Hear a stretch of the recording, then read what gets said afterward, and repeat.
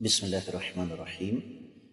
معزز خواتین حضرات، السلام علیکم ورحمۃ اللہ وبرکاتہ۔ انسانی تاریخ میں سب سے پہلے لوہے کو گرم کر کے اس سے کرتے بنانا، زرے بنانا، بلٹ پروف لباس بنانا، یہ کام کس نے شروع کیا؟ یہ ہے ہمارے آج کے قرآن مجید کے سبق کا موضوع۔ آئیے سب سے پہلے آیت مبارکہ کی تلاوت کرتے ہیں، اس کے بعد پھر انشاءاللہ دیکھیں گے کہ اللہ رب العزت نے کیا فرمایا۔ وَعَلَّمْنَاهُ صَنْعَةَ لَبُوسٍ لَكُمْ لِتُحْصِنَكُم مِّن بَأْسِكُمْ فَهَلْ أَنتُمْ شَاكِرُونَ؟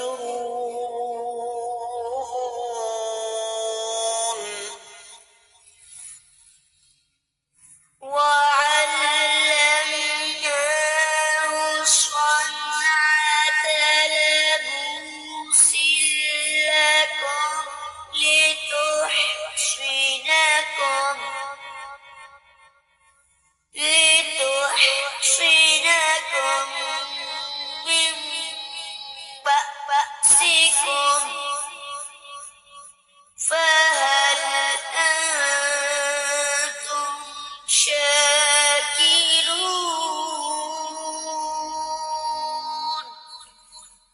معزز خواتین و حضرات، رب کائنات کی پاکیزہ کتاب قرآن مجید، پارہ ہے 17، سورہ مبارکہ کا نام ہے الانبیاء، اور اس عظیم سورہ مبارکہ کی 80ویں آیت مبارکہ۔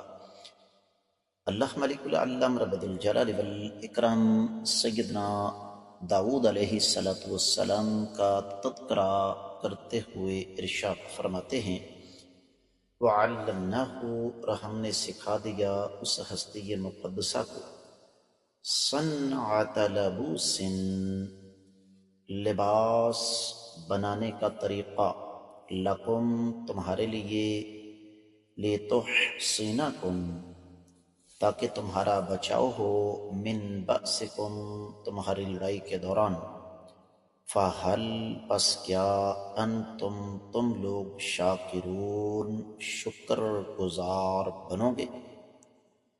بامحاورہ ترجمہ سماعت فرمائیے گا۔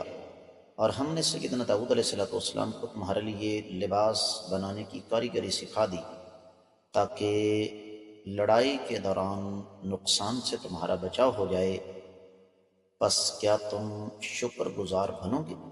امام ابن کثیر رحمۃ اللہ علیہ اس آیت مبارکہ کی تفسیر بیان کرتے ہوئے سب سے پہلے قول نقل کرتے ہیں امام قتادہ بن دعامہ کا کہ انسانی تاریخ میں سب سے پہلے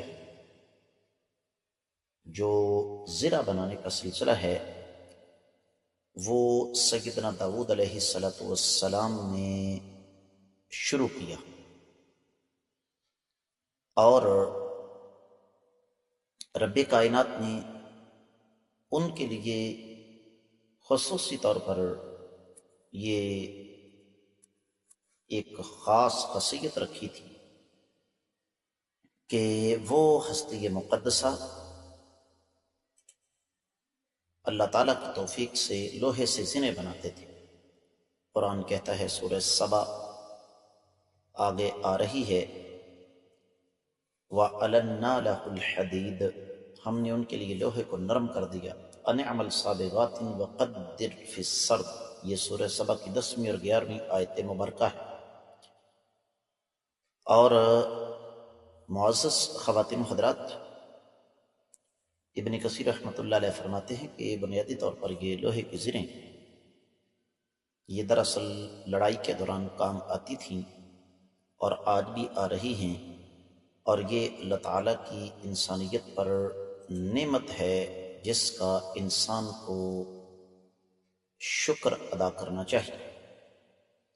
دیگر مفسرین کرام کو اگر ہم دیکھیں تو ایک بات انہوں نے سب سے پہلے بیان کی، اور وہ ہے کہ مختلف قراءات ہیں لتحسنکم، اس میں 3 قراءات ذکر کی ہیں، لیکن ظاہر بات ہے اس کا عوام الناس کے ساتھ کوئی تعلق نہیں۔ ہم آگے بڑھتے ہیں، اور مفسرین کرام جن میں امام ابن جریر، امام سعدی اور ابن عاشور وغیرہ شامل ہیں، سب اس بات پر متفق ہیں کہ انسانی تاریخ میں سب سے پہلے لوہے کا لباس سیدنا داؤد علیہ السلام نے بنایا، اور اس لباس کا مقصد یہی تھا کہ جب دشمن کے ساتھ مڈبھڑ ہو، مقابلہ ہو، تو پھر انسان جو ہے وہ ہتھیاروں کے وار سے بچ سکے۔ اور ساتھ ہی اللہ تعالیٰ نے ایک سوال ہمارے سامنے رکھ دیا کہ چونکہ رب کائنات کے انگنت لاتعداد بے شمار انعامات تم پر ہیں، تو اس لیے اس میں سے ایک یہ بھی ہے کہ رب کائنات نے تمہیں دشمن کے وار سے بچانے کے لیے سیدنا داؤد علیہ السلام کے ہاتھوں لوہے کے کرتے نصیب فرمائے۔ اور اس پر امام قرطبی نے بڑی تفصیل کے ساتھ لکھا ہے کہ انسان اگر کوئی کام کرتا ہے، کوئی پیشہ اختیار کرتا ہے، تو یہ نہ صرف یہ کہ کوئی عیب یا جرم نہیں، بلکہ یہ بہت بڑا اعزاز ہے، کیونکہ انبیاء علیہم السلام یہ کام کیا کرتے تھے۔ اور یہ آیت مبارکہ دراصل اہل علم کے نزدیک اصل ہے اسباب اختیار کرنے کے حوالے سے۔ بعض جاہل کہتے ہیں کہ جناب یہ محنت کرنا، مشقت اٹھانا، یہ تو کمزور لوگوں کا کام ہے۔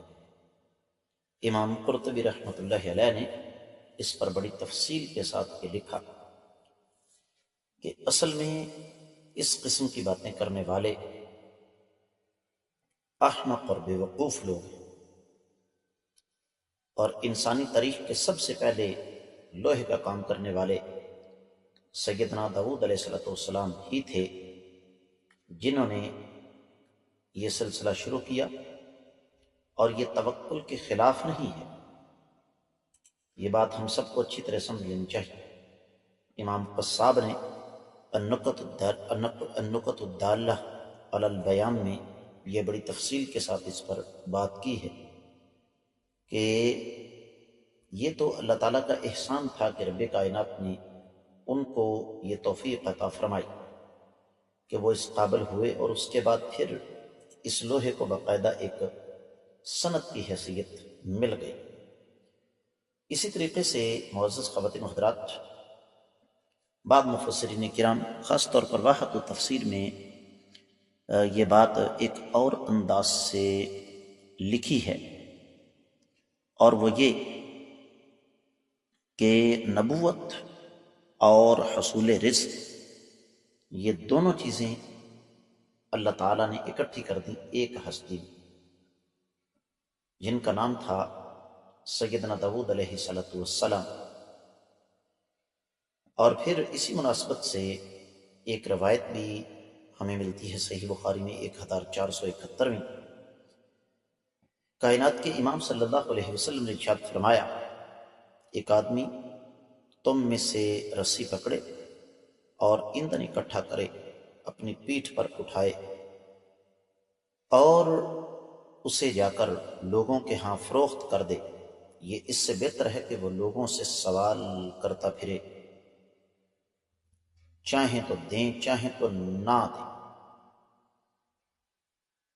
اور سیدنا عمر رضی اللہ تعالیٰ عنہ کا قول بھی واحد و تفسیر میں لکھا ہوا ہے کہ تم میں سے کوئی شخص ہاتھ پاؤں توڑ کر گھر نہ بیٹھا رہے اور کہے کہ یا اللہ مجھے رزق دے، آسمان سے سونے اور چاندی کی بارش نہیں ہو سکتی۔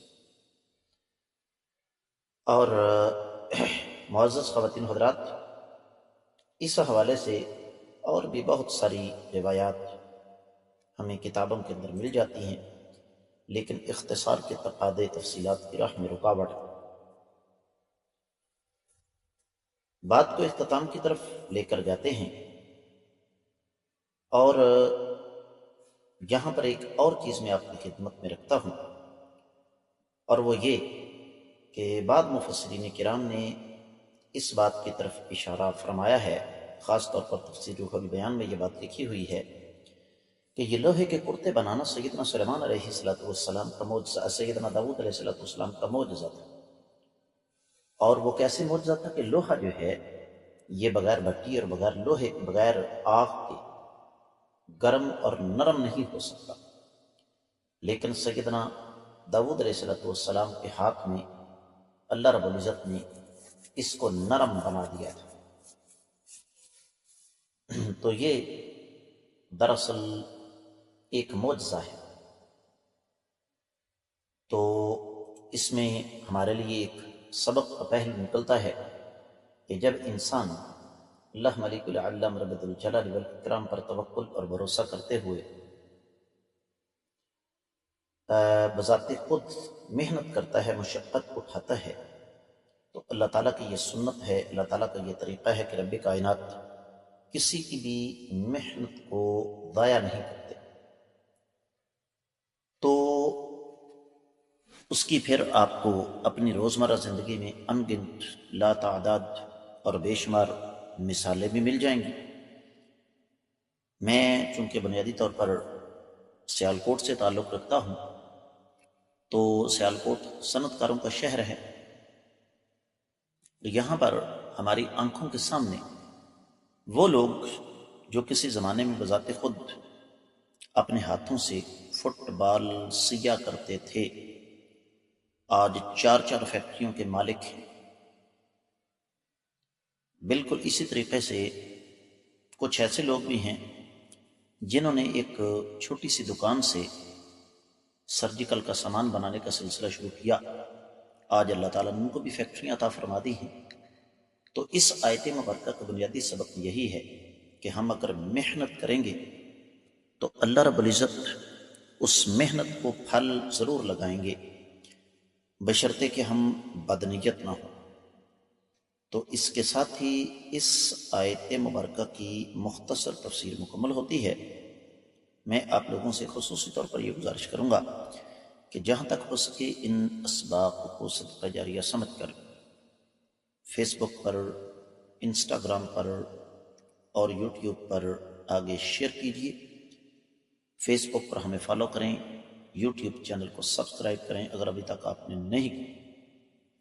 آپ کا یہ اپنا چینل فرقہ واریت سے بالا تر خالصتاً قرآن و سنت کی روشنی میں ترتیب دیا گیا ہے، جہاں آپ کو بلا ناغہ قرآن و حدیث کے اسباق ملیں گے، انتہائی اہم لیکن مختصر جمعے کے خطبات ملیں گے، آپ کی طرف سے آنے والے انتہائی اہم سوالات کے جوابات بھی ملیں گے، اور مختلف موضوعات پر چھوٹے چھوٹے دروس ملیں گے۔ کامنٹ سیکشن میں آپ اپنے قیمتی خیالات کا اظہار ضرور فرمائیے۔ آپ کے کامنٹس ہمارے لیے حوصلہ افزائی کا باعث ہیں۔ آج کے سبق سے اجازت دیجیے۔ السلام علیکم ورحمۃ اللہ وبرکاتہ۔